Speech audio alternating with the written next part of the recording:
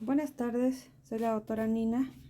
Vamos a hablar el día de hoy un poco de fisiopatología del síndrome de Cushing y el síndrome de Addison. Para empezar con lo que es netamente con los síndromes, vamos a empezar a hablar sobre un poco de introducción, anatomía, histología y fisiología.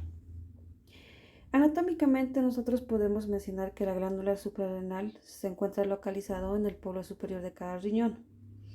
Está ubicado a nivel retroperitoneal, pesa de 3.5 a 5 gramos dependiendo de la contextura física de cada paciente. Tiene un diámetro aproximado de 2.5 a 3.5, transverso y vertical de 1.5 a 2.5. Histológicamente se divide en dos segmentos, un segmento medular y un segmento cortical.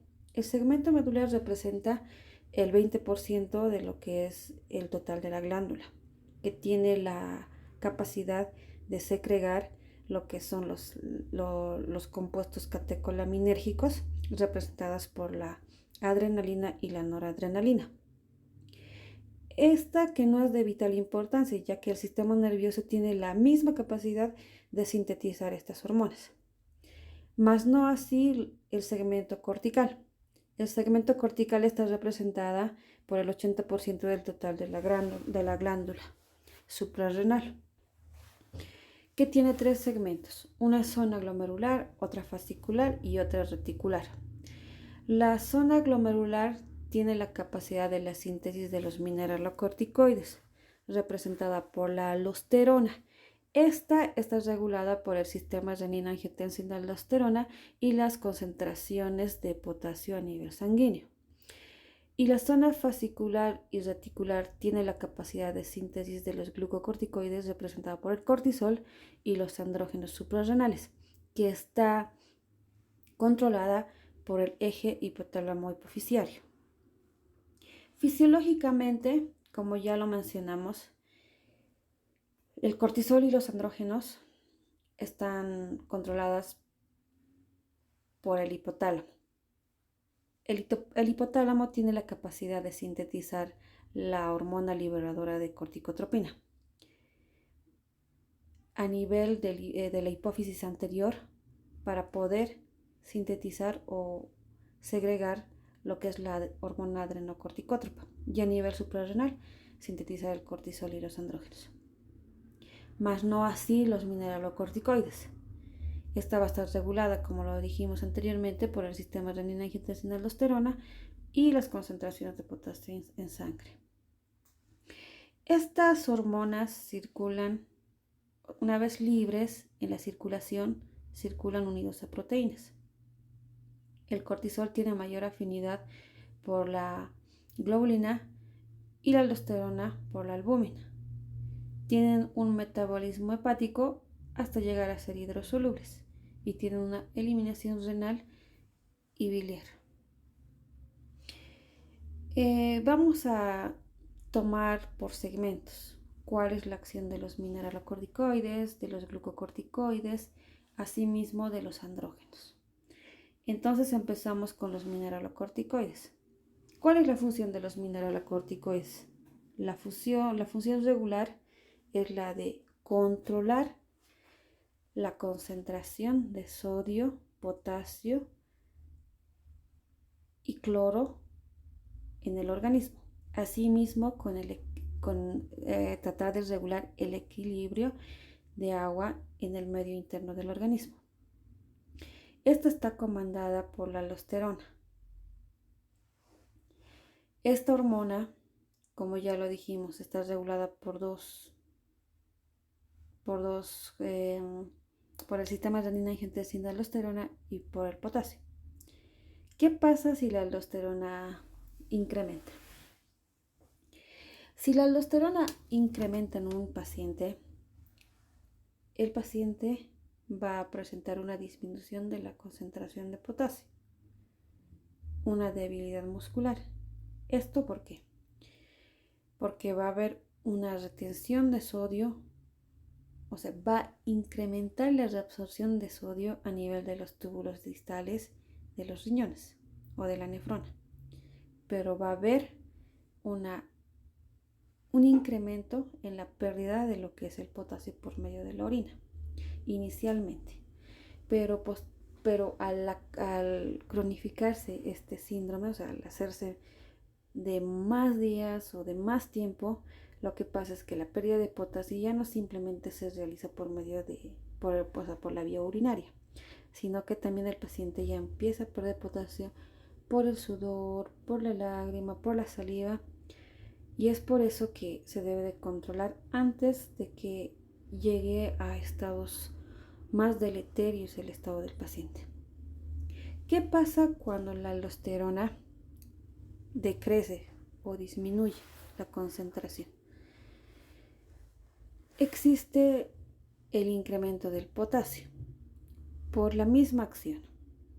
Disminución de la aldosterona, mayor reabsorción de sodio a nivel sanguíneo y disminución de potasio a nivel sanguíneo.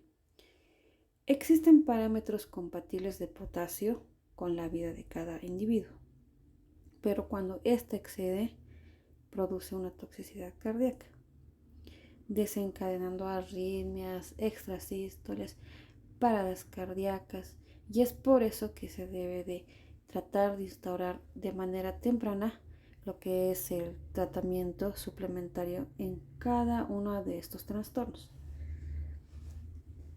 Los glucocorticoides. Los glucocorticoides están representados por el cortisol, que tiene un pico máximo, como también tiene un pico mínimo en horas de la noche.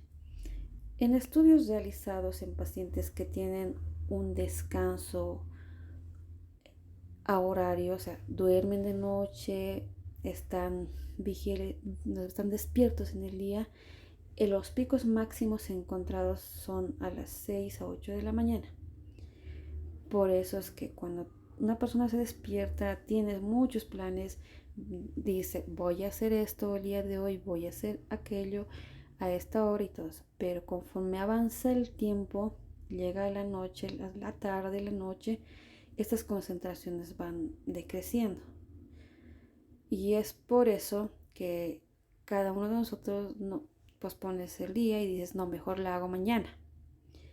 De la misma manera que la hormona del cortisol baja, tiene un pico máximo, desciende, lo mismo pasa con la hormona adrenocorticótropa. Pero puede ver la alteración en algunos pacientes, como por ejemplo en aquellos pacientes que alteren el ritmo del sueño, ya sea por trabajo o por trastorno del sueño o por medicación. Y en aquellos pacientes que tienen estrés físico, estrés psicológico, depresión endógena, psicosis maníaco-depresiva, o en aquellos pacientes hepatópatas, como dijimos, el metabolismo de estas hormonas es hepática. Los glucocorticoides, aparte de tener la capacidad de controlar la parte de lo que es la concentración de los electrolitos y la concentración de líquidos, que está comandada específicamente por los mineralocorticoides, podemos mencionar que tiene también múltiples efectos a nivel metabólico, psicológico, inmunitario e inflamatorio. Al recordar el efecto metabólico, nosotros podemos referirnos a grandes acciones que produce dentro del organismo, como por ejemplo la estimulación de la síntesis de glucosa a nivel hepático, promueve la degradación de las proteínas, genera una movilización de los ácidos grasos con el objetivo de producir la gluconeogénesis. ¿Qué significa eso? Que quiere dejar de usar la glucosa como una fuente de energía. ¿Para qué? Para poder usar los ácidos grasos. También existe el efecto psicológico, que ya en estudios se ha observado que a nivel cerebral existen receptores. Por eso se justifica que cuando hay hay un trastorno a este nivel o un manejo terapéutico, el paciente va a presentar alteraciones en lo que es la conducta. Puede presentar desde una depresión, una inhibición con su medio externo, hasta llegar a presentar estados psicóticos. El efecto inmunitario generalmente está dado por la respuesta suprimida a nivel de lo que es la inmunidad humoral. El efecto antiinflamatorio, que esta es una de las partes más importantes que nosotros debemos de recordar, que el efecto antiinflamatorio está dado por las concentraciones de cortisol. Esta sumadas a la medicación administrada en cada paciente y la concentración de cortisol existente, tiene la bondad de bloquear la inflamación en las fases tempranas. ¿Cómo? Disminuyendo la capacidad capilar, estabilizando la membrana lisosomal, inhibe la liberación de los mediadores de la inflamación. De esta manera hace que el paciente no vaya a presentar fiebre, inhibe la síntesis de prostaglandina. Y otra de las acciones que nosotros podemos mencionar es que suprime la acción de los fibroblastos y limita la formación de los tejidos cicatrizales. Antiguamente se usaba los corticoides como infiltración a nivel de lo que es el tejido cicatrizal para evitar lo que es la formación de queloides como la triamcinolona. Pero al parecer en la actualidad se ha dejado de usar y existen más procedimientos más bondadosos con el organismo. ¿Qué podemos mencionar si las concentraciones del cortisol vayan a incrementarse en el organismo? Nos va a desencadenar los trastornos del metabolismo de la glucosa. Va a ocasionarnos una hipernatremia por la misma acción. Reabsorber lo que es el sodio a nivel de los túbulos distales y una hipopotasemia por la eliminación masiva por medio de la orina. También se va a mostrar la inhibición de las respuestas inflamatorias inmunitarias. ¿Y qué pasa si las concentraciones del cortisol vayan a disminuir? Estos pacientes van a presentar una incapacidad para regular la glucemia, o sea, van a caer en una hipoglucemia con los estímulos más mínimos. El control de la respuesta inflamatoria e inmunitaria van a estar alteradas. Estos pacientes no van a tener la capacidad de tolerar una infección o un proceso inflamatorio de manera normal, como en aquellos pacientes que no presentan este tipo de trastornos. Los andrógenos. Los andrógenos no es de vital importancia en el paciente de sexo masculino, ya que las hormonas más importantes son dos: la dehidroepiandrosterona y la dehidroepiandrosterona sulfato, que tiene mayor acción en el sexo femenino durante el proceso de desarrollo corporal. Inicia el crecimiento del vello corporal a nivel axilar, a nivel pubiano. También en el embarazo se ha visto que es de vital importancia para la formación de lo que es la unidad fetoplacentaria. De la misma manera, como dijimos que las concentraciones no es de vital importancia para el sexo masculino, pero más sí para el sexo femenino, entonces cuando existe una alteración de los niveles de esta, ya sea por ejemplo, como en la enfermedad de Addison, se implementan tratamientos exógenos con el dehidroepiandrosterona sulfato en mujeres que van a llevar este tratamiento de por vida de 25 a 50 miligramos día, más no así en los varones. ¿Por qué? Los varones tienen la capacidad de sintetizar por medio de los testículos y reemplazar la carencia de estas hormonas, pero en la actualidad se ha empezado a emplear lo que es la medición de los niveles, ya que desde la sexta década de vida se va a ver un decremento del 10 al 20%. Entonces ellos lo han empleado como marcadores cardiovasculares, de alteración inmunitaria, alteración endocrinológica. Sí se emplea en los varones con ese propósito de usarla como un marcador. Hablando sobre ya todo lo que hemos mencionado, vamos a empezar a hablar sobre el síndrome de Cushing. El síndrome de Cushing es nada más que la producción del exceso de los glucocorticoides. La manifestación clínica va a estar dada por el hipercortisolismo.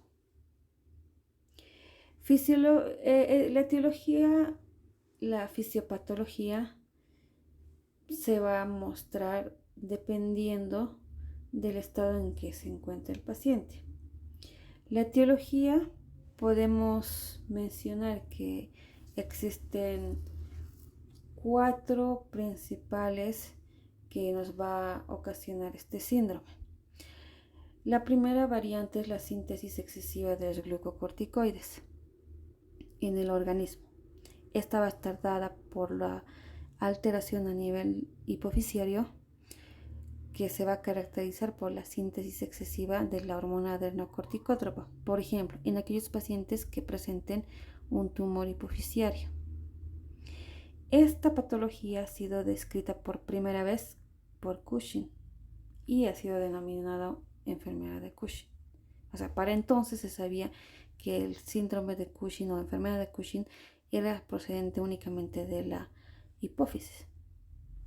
Pero posteriormente se ha ido observando que existen otras variantes, como ser las que proceden de la glándula suprarrenal, como por ejemplo, se presenta en aquellos pacientes que tienen un tumor suprarrenal que puede ser maligno o benigno.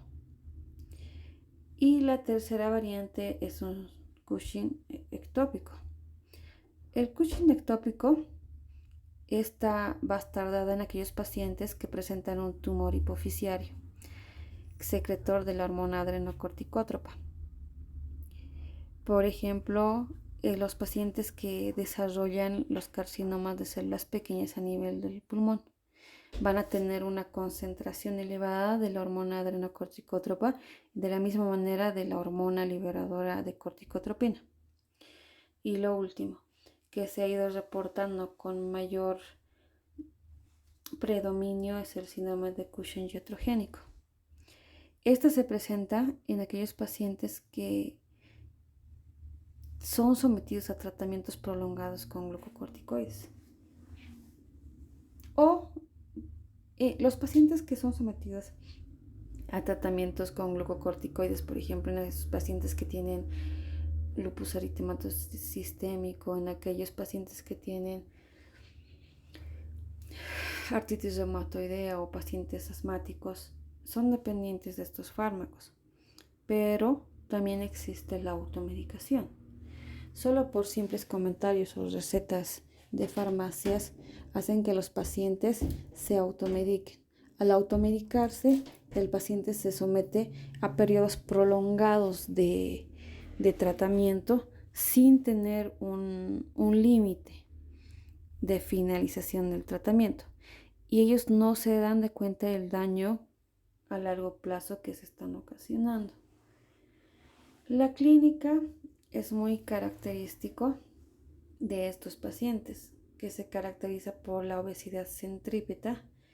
Más característico es el depósito de tejido celular subcutáneo a nivel del tórax, a nivel abdominal, o la formación de lo que es los cojinetes adiposos, o también llamado jivas de búfalo, que es nada más que la concentración o la localización de tejido celular subcutáneo en la parte superior de la espalda. O también la cara de luna llena. La cara de luna llena o la cara pletórica o cara llena es característico de esta enfermedad.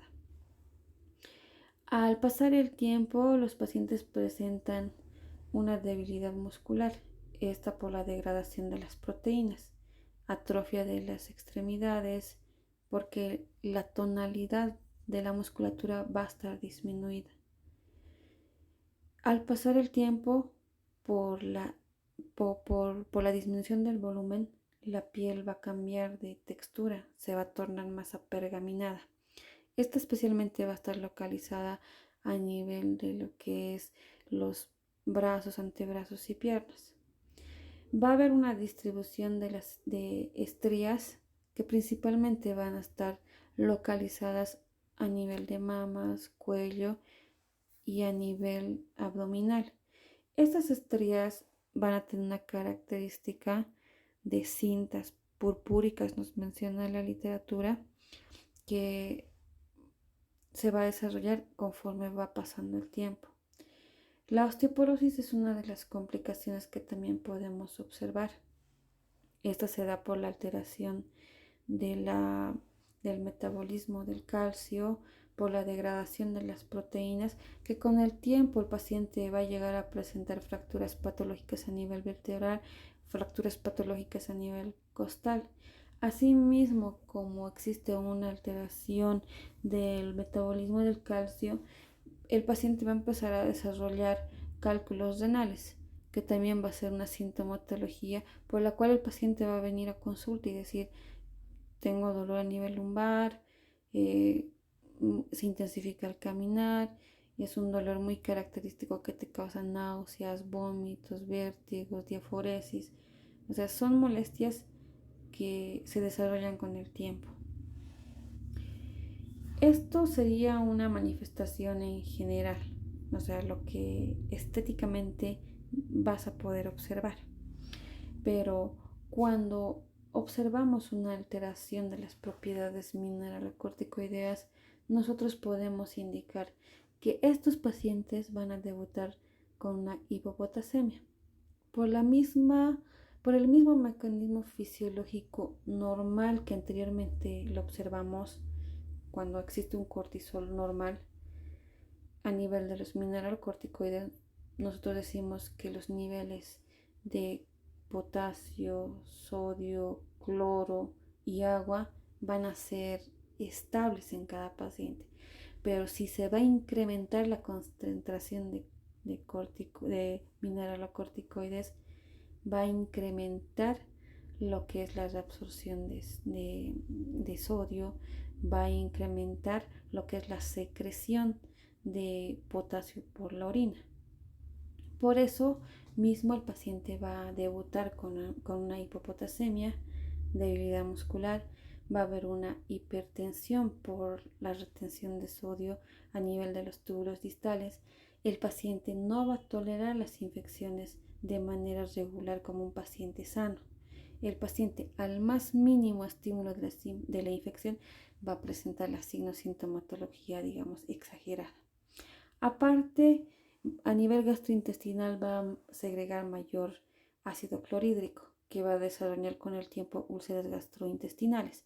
Si esta no va a ser controlada de manera normal, no se va a controlar las concentraciones de estas hormonas o no se va a controlar la patología gastrointestinal, va a desencadenar lo que es una hemorragia gastrointestinal por perforación de las úlceras.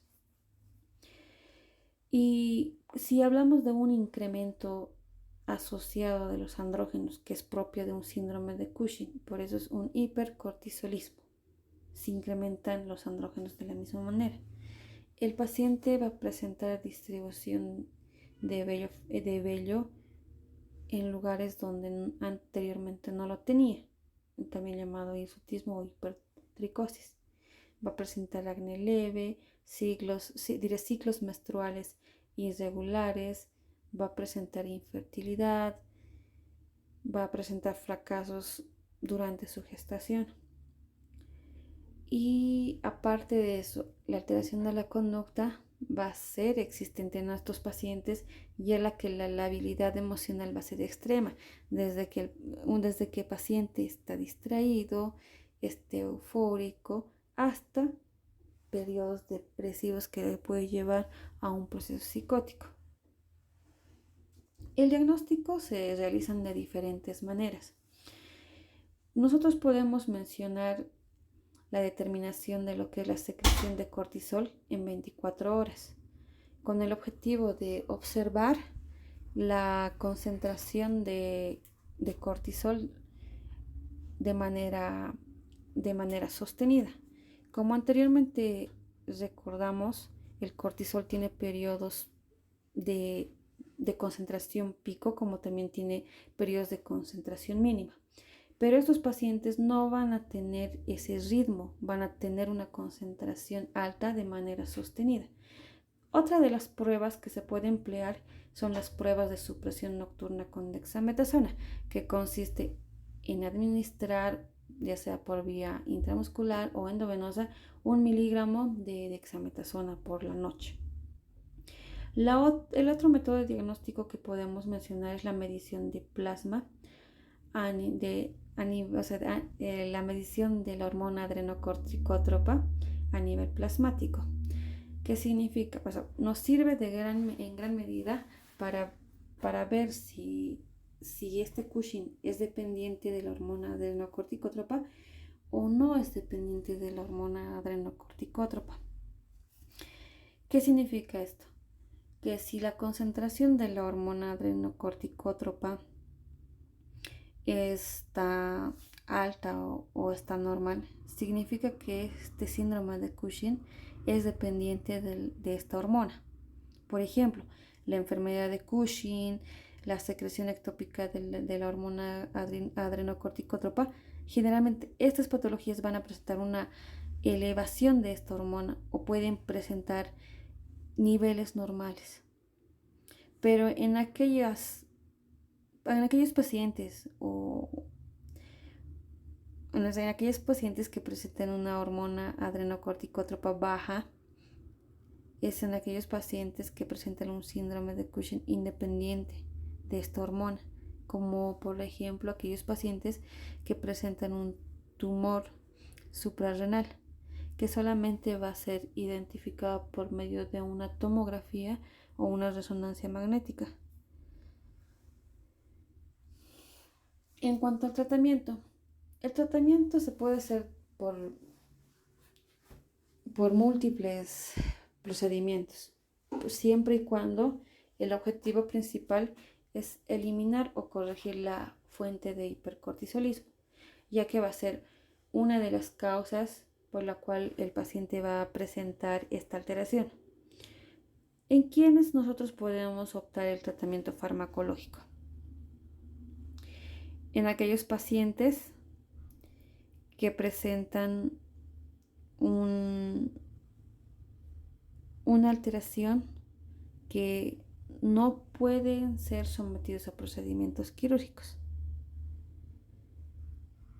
o en aquellos pacientes que tienen un tumor con compromiso ectópico. ¿Qué significa esto? Son pacientes que, a pesar de ser sometidos a procedimientos quirúrgicos, van a requerir de una implementación de una terapia endógena. Se puede hacer uso de los medicamentos como el ketoconazol,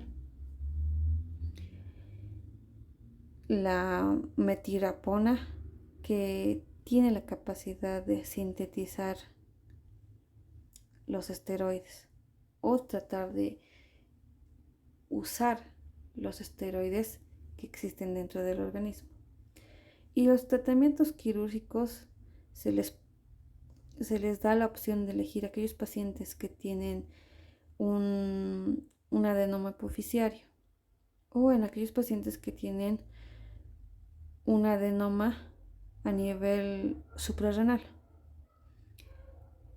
Y también existe el tratamiento paliativo o terapéutico, que consiste en someter al paciente a procedimientos como la quimioterapia, la radioterapia, para disminuir el avance o parar la progresión de la causa por la cual el paciente está desarrollando esta alteración.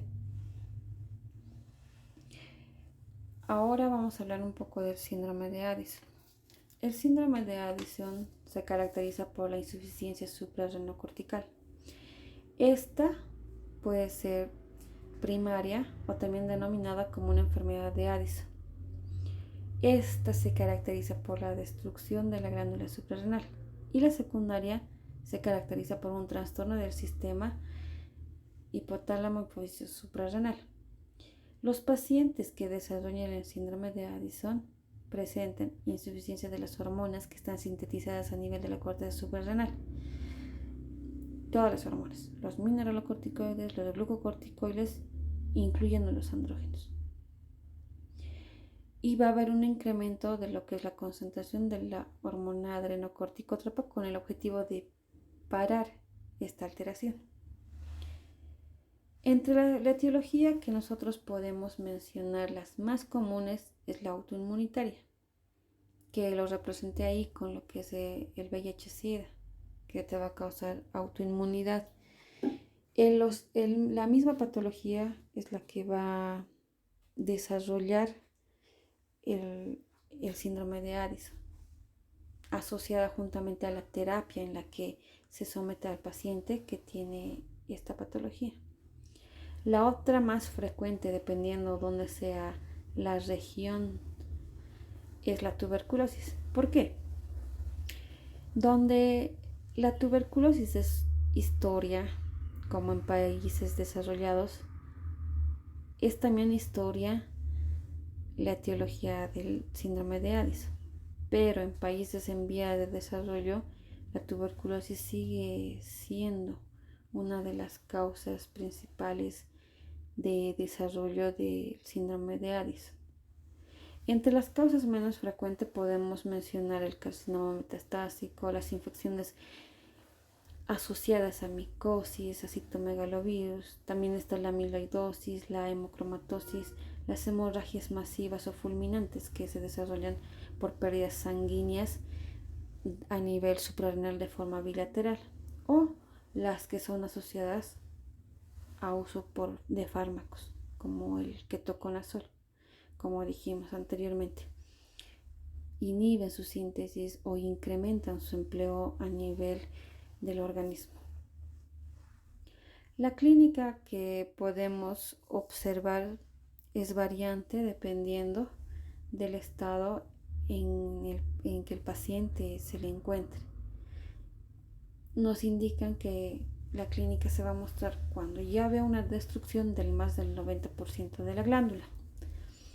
Esta generalmente se va a relacionar con la insuficiencia que dijimos anteriormente, de los mineralocorticoides, glucocorticoides y también de la hiperpigmentación que se va a manifestar en los pacientes.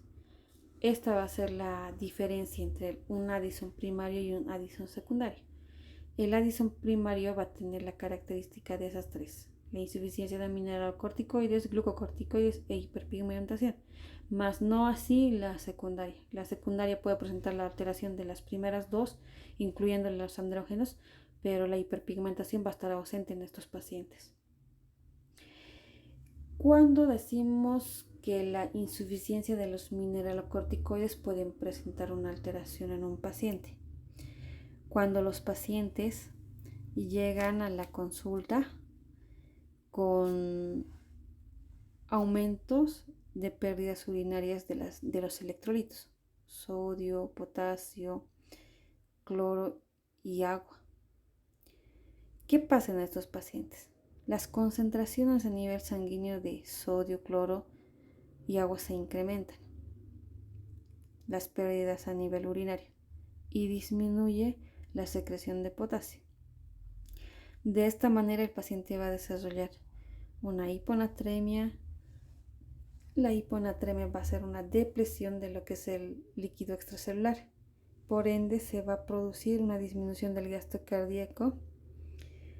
Por la disminución de la secreción de potasio, va a manifestarse con una hiperpotasemia. Los pacientes generalmente van a debutar con una hipotensión ortostática, deshidratación, debilidad muscular, fatiga, que son síntomas tempranas de esta enfermedad.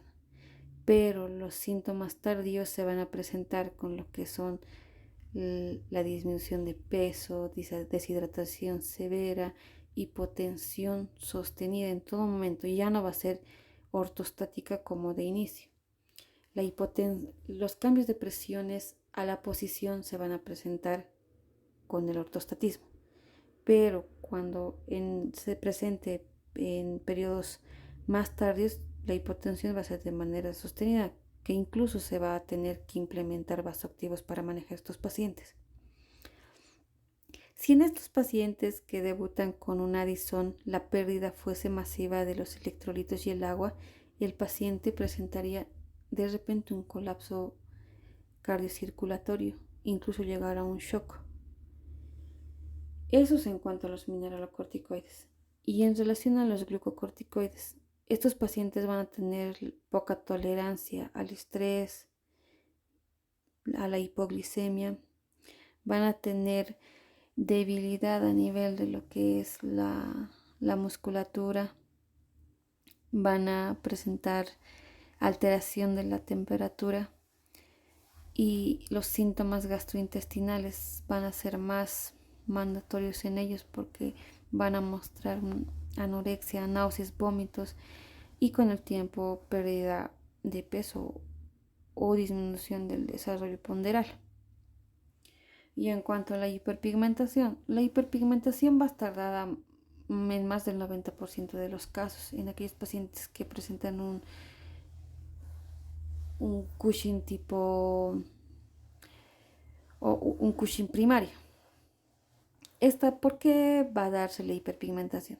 Por el incremento de la concentración de la hormona adrenocorticótropa, que se relaciona generalmente con la secreción de los aminoácidos de esta hormona, que hace que se sintetice mayor concentración de la hormona melanoestimulante o melanocitoestimulante, que tiene la capacidad de segregar mayor concentración de melanocitos y así producir una una hiperpigmentación en las zonas expuestas al sol, con mayor predominio en aquellas zonas que tienen prominencia ósea y tienen contacto con la superficie.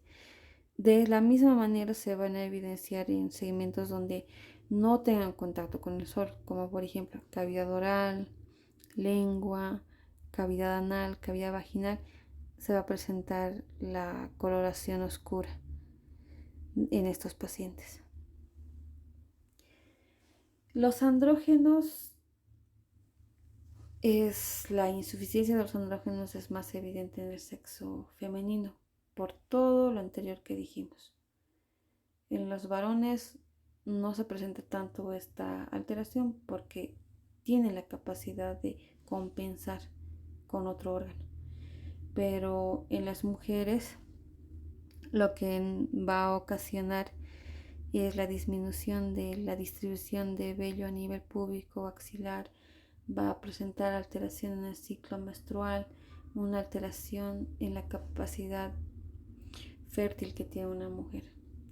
El diagnóstico se hace por medio de la concentración, o sea, ver la concentración de la hormona adrenocorticótropa a nivel plasmático. También se puede hacer la prueba de la estimulación con la hormona adrenocorticótropa y especialmente ver los niveles de cortisol sérico. En ellas van a estar disminuidas y los niveles de electrolitos que van a estar alterados. Como dijimos, va a haber una hiponatremia, por ende va a haber una hipotensión, va a haber una hiperpotasemia, porque va a hacer que los pacientes vayan a disminuir la excreción por vía urinaria y esto va a ocasionar una toxicidad cardíaca, como ya lo dijimos, arritmias, exosístoles, paradas cardíacas. Para no encontrarnos con esas alteraciones es importante que nosotros podamos diagnosticar de manera oportuna y dar un tratamiento temprano de los diferentes fármacos. Cuando un Addison es presente en un paciente de forma leve, puede ser bueno emplear la hidrocortisona a una dosis de 200 miligramos cada 6 u 8 horas. Estos tratamientos ya el paciente lo tiene que emplear de por vida, así como la diabetes. Pero si los niveles de sodio siguen inestables en el organismo del paciente, se usa otro corticoide como la fluorocortisona. ¿Para qué? Para que pueda, digamos, regular la concentración de los mineralocorticoides, de los glucocorticoides. También, muy aparte de esto, el paciente tiene que tener medidas de soporte, como por ejemplo regular los horarios de alimentación, los horarios de realizar el ejercicio de manera, digamos, ordenada, sin someter al paciente a actividad física extenuante, sin poner al paciente en ayunos prolongados. Y aparte, el paciente que presente un síndrome de Addison no puede ser sometido a procesos infecciosos prolongados, ni traumatismos graves, ni estrés psicológico físico de manera prolongada. Estos pacientes deben ser manejados de manera temprana y oportuna. Aparte, se debe de aconsejar al paciente que debe tener una placa de alerta, ya sea un carnet, un cintillo, un brazalete, donde él muestre a su médico tratante o a sus familiares que él sufre de un síndrome de Addison y que el tratamiento debe ser instaurado de manera temprana, en especial en aquellos pacientes que viven solos. Se les debe de orientar muy bien. La insuficiencia suprarrenocortical secundaria. Esta es otra de las variantes existentes entre el síndrome de Addison, que tiene etiología de hipopituitarismo o una remoción quirúrgica de la hipófisis sin instauración de una terapia exógena. En las últimas fechas se ha habido pacientes que se han observado que han presentado esta alteración por el retiro rápido de los glucocorticoides. ¿Por qué es importante recalcar esta parte? Como dijimos, el empleo prolongado de los glucocorticoides nos van a desarrollar lo que es el síndrome de Cushing, pero el retiro rápido de los glucocorticoides nos va a desarrollar un Addison. Esto es importante porque suprime el sistema hipotálamo hipófiso suprarrenal. ¿De cómo? Porque esta nos produce una atrofia a nivel de la glándula suprarrenal y por ende nos disminuye la síntesis de cortisol. Es de esta manera que nosotros retiramos los corticoides, pero la glándula no tiene la capacidad de cumplir la función. Entonces no se debe de retirar de manera rápida o violenta este tipo de fármacos. Las complicaciones que nosotros podemos evidenciar, muy aparte de todo lo que hemos mencionado, es la crisis suprarrenal aguda. Esta complicación puede poner en riesgo la vida del paciente. Al tan solo ser sometido a enfermedad o niveles tensionales alterados, pueden precipitarse la signosintomatología como ser las náuseas, los vómitos, la debilidad muscular, la hipotensión, la deshidratación, incluso llegar a un colapso vascular. Esta puede ser de desarrollo súbito, como en las hemorragias masivas, o también puede ser instaurada en días, en aquellos pacientes que no tienen un tratamiento suficiente o un tratamiento adecuado para controlar su patología. El manejo generalmente lo debemos de hacer con las 5 S. Sal para la restitución, suplementar azúcar, suplementar esteroides, dar un soporte de desempeño físico, hacer un sondeo para poder identificar, incluso poder tratar la causa que está desencadenando esta patología. Eso sería en cuanto a lo que es la fisiopatología del síndrome de Cushing y Addison. Espero que les vaya a servir y tengan un buen cuarto parcial y un buen final.